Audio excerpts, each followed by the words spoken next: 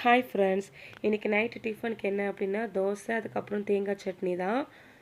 நம்ம நார்மலாக எப்படி சாப்பிடுவோம், தோசையை வந்து தேங்காய் சட்னியோட தொட்டு தொட்டு சாப்பிடுவோம்.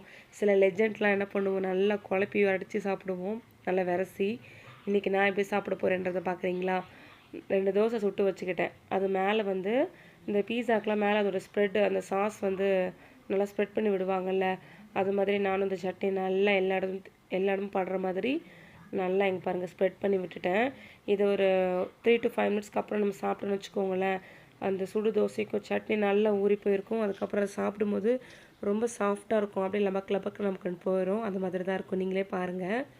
அப்புறம் வந்து பால் கொஞ்சமாக இருந்தது, ஒரு 1/4 டம்ளர் போல்.